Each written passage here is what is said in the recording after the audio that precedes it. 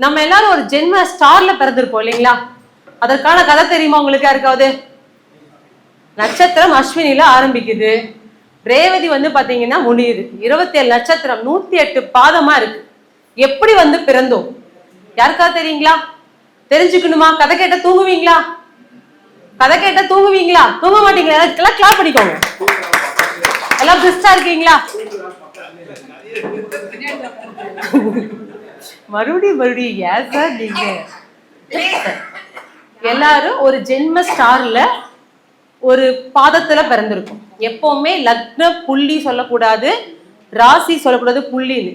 புள்ளி நகராது, பாதம் நகரும். எல்லாரும் அதை பாதம்னு சொல்லுங்க, சரிங்களா? அதாவது ஒரு விறகு வெட்டி இருந்தாராம், சரிங்களா? ஒரு காட்டுக்கு விறகு வெட்ட போகும்போது ஒரு பாத்தீங்கன்னா அந்த காவல் தெய்வம் இருக்குமா, அவரை கும்பிட்டுட்டு தான் காட்டுக்கு விறகு வெட்ட போவாராம். தனக்கு 2-3 பெண் குழந்தைகள், ஒரு மனைவி, 2 அம்மா அப்பா. அப்ப அந்த 6 பேர்த்துக்குமே விறகு வெட்டி வித்துட்டு வந்தாதான் ஒருவேளை கஞ்சி ஊத்துறாராம்.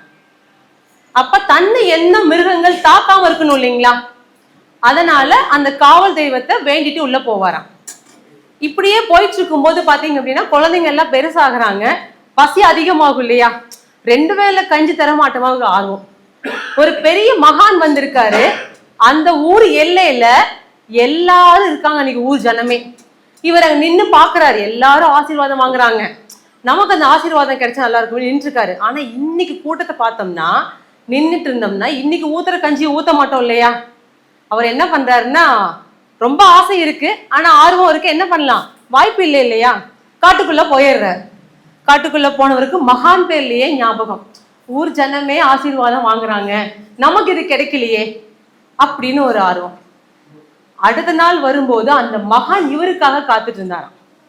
ஆனா இவர் முகத்தை கூட பாக்கலீங்களாம். காலில் விழ போகும்போது ஒரு 3 மாசம் கழிச்சு வா போப்பான்ட்டாராம். இவர் யோசிக்கிறார், நமக்கு ஏதோ பிரச்சனை இருக்கு, பாவம் இருக்காட்டு இருக்கு, 90 நாள் தானே, போகட்டும் பார்த்துக்கலாம் அப்படின்னு நினைச்சாராம். இப்போ 90 நாள் நகரவே இல்லையாம். நல்லபடியா முடிஞ்சது. 91 ஆசையா போறாரு. போனதுமே திரும்பவும் சொல்றாரு அந்த மகான், இன்னொரு 3 மாசம் கழிச்சு வா போப்பான்ட்டாராம். ஒரு பக்கம் அழுக, ஒரு பக்கம் ஆத்திரம், ஒரு பக்கம் நமக்கு கிடைக்கலையோட ஆதங்கம். திரும்ப என்ன பண்றாரு, 90 நாள் அவருக்கு நகரவே இல்லை. அவர் செய்யக்கூடிய எல்லா வேலையும் ஒரு மன பாரத்தோடையும் ஒரு போராட்டத்தை செஞ்சுட்டு இருக்காரு. நல்லபடியா முடிஞ்சு 90 நாள். ஆசையா போறாராம். அவர் சொல்றாராம், எல்லாம் முன்னோர் செய்த கர்ம வினையப்பான்னு சொல்றாராம். இப்ப அந்த விறகு வெட்டிக்கு கோபம் வந்துருச்சான். என்ன முன்னோர் செய்த கர்ம வினை? ஊர் ஜனத்துக்கே வந்தீங்க ஆசீர்வாதம், என் நல்லா இருப்பான்னு சொல்றதுக்கு எனக்கு கொடுக்க மாட்டீங்களா அப்படின்னு கேட்கும்போது சொன்னாராம், 3 தலைமுறைக்கு முன்னாடி யாரெல்லாம் பிறந்து இறக்கிறார்களோ மீண்டும் பிறப்பாங்க. நம்ம சொல்லுவோம் இல்லைங்களா, தாத்தா மாதிரியே இருக்காம்பா, பாட்டி மாதிரியே இருக்கான், நட உட பாவனை சாப்பிட்ற ஏதோ ஒரு விஷயம் வரும் இல்லைங்களா? இப்ப எப்படி லக்ன பாதம் வருதுன்னா, 3 தலைமுறைக்கு முன்னாடி நீங்க பிறந்து வாழ்ந்து இறந்த நட்சத்திர பாதம் இப்ப நீங்க பிறந்திருக்கீங்க இல்லையா, அப்படி முதல் பாதம். ஒரு எக்ஸாம்பிளுக்கு எடுத்துக்கலாம், திருவாதிரை எடுத்துக்கோங்க, ஒரு 3ஆம் பாதத்துல பிறந்திருக்காங்க. அப்ப அவங்க வாழ்ந்து இறந்தது 2வது பாதத்தில். அப்ப நம்ம சொல்றோம் 10 மாசம் கணக்கு போடுறோம், கர்ப்பத்தில் சென்றது போக நின்றது அப்படின்னு. அப்ப 18 வருஷம் ராகுதசை இருக்கு. அதுல மீதி தான் கணிச்சு எடுக்கிறோம் நம்ம.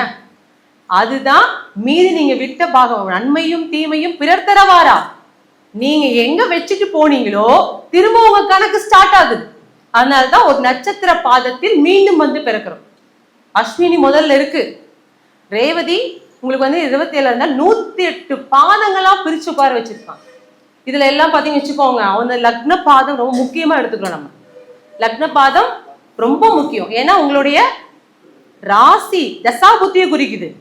லக்ன பாதம் தான் உங்களுடைய பூர்வ புண்ணியத்தையும் அதிகம் குறிக்கும். இது பிறந்து வந்த கர்மாவையும் நீங்க செஞ்ச பாவ புண்ணியத்தையும் லக்ன பாதமா கணக்கு எடுத்துக்கும்.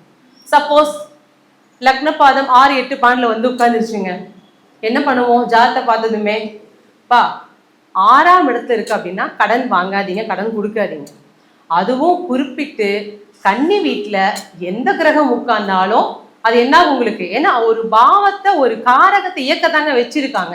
ஆல்ரெடி காலபுருஷனை பிரிச்சு வச்சுட்டாங்க. மேஷத்துல இருந்து 12 பாவத்தை பிரிச்சு வச்சுட்டாங்க. அப்ப உங்கள் லக்ன பார்த்துட்டு என்ன பண்ணாம கணக்கு போட்டு சொல்றோம். தசாபுத்தி காலங்கள்ல நிறைய பேர் சொல்லுவாங்க கஷ்டமே பட்டுட்டு இருக்கங்க, எல்லாத்துக்கும் கஷ்டம் இருக்குங்க, கஷ்டம் இல்லாத மனுஷன் யாருமே கிடையாது. எதுக்காக கஷ்டம் வருது? உங்களை பக்குவப்படுத்துறதுக்காக தான். இதுல 7 சனி காலம். நம்ம வீட்டுக்கு அலையா விருந்தாளி யாருன்னா சனி பகவான் தான். எல்லார் வீட்லயும் உட்காந்துட்டு இருப்பார் நடு வீட்டுல. அவரை கூப்பிட வேண்டியது இல்லை. யாருங்க அலையா விருந்தாளி? யாருங்க நம்ம வீட்டுக்கு? சனி பகவான், கர்மகாரகன். ஆனா அவர் தான் காலபுருஷன் எடுத்தீங்கன்னா 9, 10 குரு சனி தான் உங்களுக்கு யாருங்க தர்ம கர்மாதிபதி யோகத்தையும் கொடுக்குறாங்க. ஒரே ஒரு ராசிக்கு மட்டும் பாத்தீங்கன்னா தர்மகர்மாதிபதி யோகம் இல்லை. எது சொல்லுங்க பார்க்கலாம்? எஸ், யார் சொன்னீங்க? Very good. ரிஷபத்துக்கு தர்மகர்மாதிபதி யோகம் கிடையாதுங்க.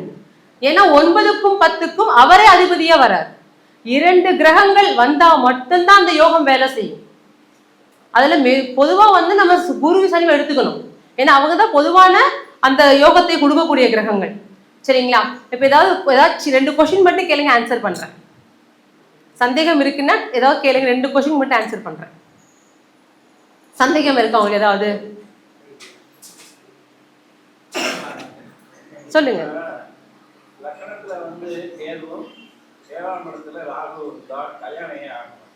லக்னத்தில் ராகுவும் லக்னத்தில் கேது மட்டும் சொல்றீங்களா குறிப்பிட்டு? என்ன லக்னம் சொல்லுங்க? மேஷ லக்னம். முதல்ல ராகு கேதுக்கள் யார் தெரியுங்களா? எல்லாத்துக்கும் தெரியும், நம்மளோட முன்னோர் தாத்தா பாட்டிகள் தான்.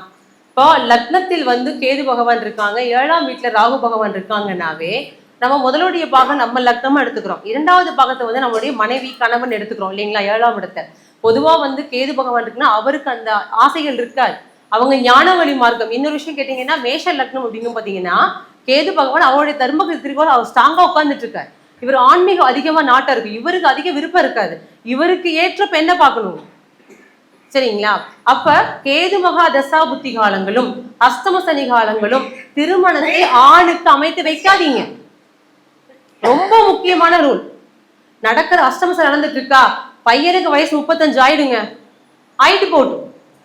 கேது மகா தசா வந்துருச்சு, என்ன காரணம்? அப்படியே கேது வந்தா சுக்கிர மகா புத்தியில வந்து ஒரு ரூல் எடுத்துக்கலாம்.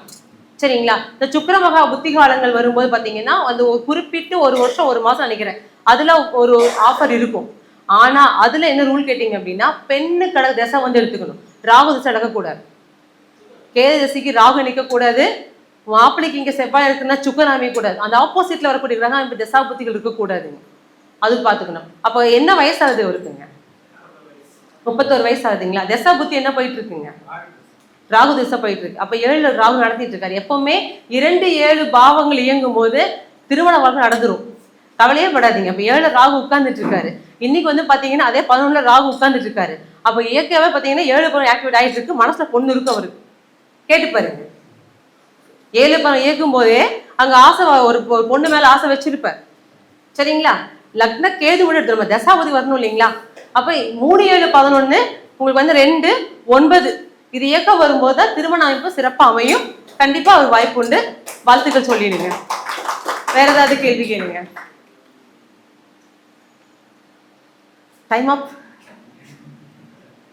கேள்வியே இல்லைங்களா?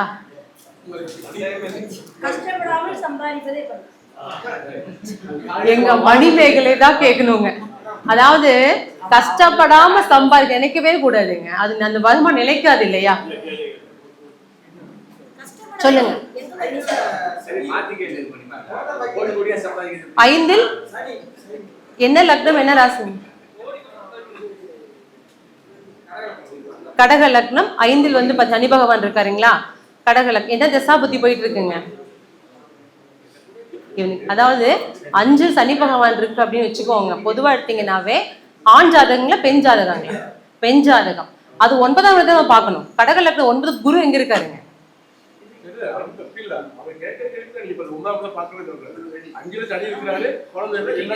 அபாஷன் ஆயிருக்குங்க, கண்டிப்பா உத்தரம் உண்டு.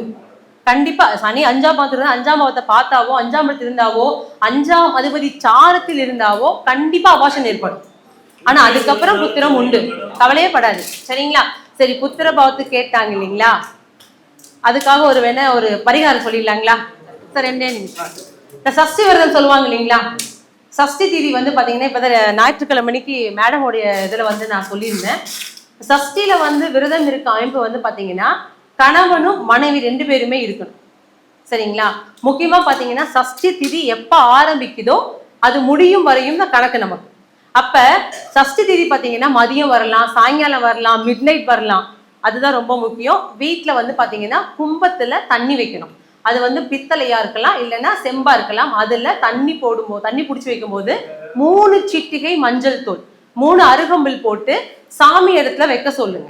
இந்த கும்பத்துல வைக்கிற தண்ணி சஷ்டி தீதியில விரதம் இருக்கக்கூடிய பொண்ணு வந்து பாத்தீங்கன்னா அவங்க வந்து குடிக்கணும். அதுக்காக தான் குடிச்சு வைக்கிறோம். சரிங்களா? இப்ப முக்கியமா சஷ்டி திதி ஆரம்பிக்கும் போது வீட்டுல விளக்கு போட்டுருணுங்க. அது டைம் எல்லாம் திதி ஆரம்பிக்குதா வீட்டுல விளக்கு போட்டுறணும். அவங்க வந்து பெட்ல படுத்து தூங்கக்கூடாது, தனியா பாய் வாங்கி பாயில தான் படுத்து தூங்கணும் கணவனும் மனைவியும். சரிங்களா? சஷ்டி திதி ஆரம்பிச்சதுமே அவங்க என்ன பண்ணணும்னா 6 முறை திதி முடியறதுக்குள்ளார சஷ்டி கவசம் 2 பேரும் உட்கார்ந்து படிக்கணும்.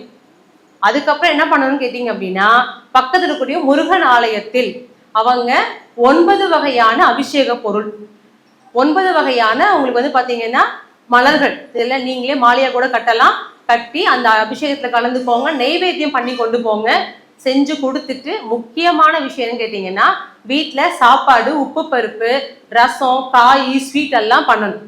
பண்ணி வச்சுட்டு ஒரு 5 வயசுக்குள்ள இருக்கக்கூடிய ஒரு குழந்தைய கூப்பிட்டு வீட்டுல தலைவாழை இலை போட்டு சாப்பாடு போடணும்.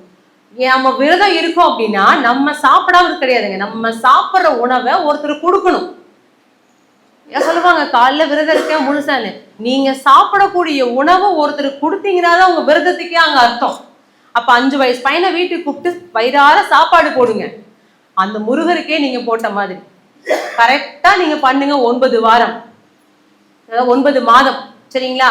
செஞ்சு முடிங்க. அதுக்கப்புறம் திருச்செந்தூர் போயிட்டு வாங்க. போயிட்டு வந்துட்டு அங்க போய் மடியேந்தி தான் பொண்ணு வரம் கேட்கணும். சுடிதார்லாம் போட்டு போக கூடாதுங்க, புடவை தான் கட்டிட்டு போகணும். புடவை கட்டிட்டு போய் மடி ஏந்தி வரம் கேட்கணும். இவர் போய் சரணாகதி அடையணும். சரிங்களா? கண்டிப்பா வந்து முருகர் அருள் கொடுப்பார். ஆனா 5 வயசு பையனுக்கு சாப்பாடு கூட ரொம்ப முக்கியம். வீட்டுல நாங்களுக்கு வேலைக்கு போயிட்டு இருக்கேன், செய்ய முடியாது, வீட்டுல அம்மா இருப்பாங்க, மாமியார் இருப்பாங்க, செய்ய சொல்லுங்க ஒரு நாள். சரிங்களா? கண்டிப்பா வந்து என்னுடைய இந்த 19 வருஷம் அனுபவத்துல நிறைய பரிகாரம் கொடுத்துருக்கேன். ரிசல்ட் கிடைச்சது. சரிங்களா? அனுபவம். அன்பு தம்பி ரொம்ப வேகமா தட்டுறாரு. எனவே நன்றியும் வாழ்த்தும். நான் ஒரு சின்ன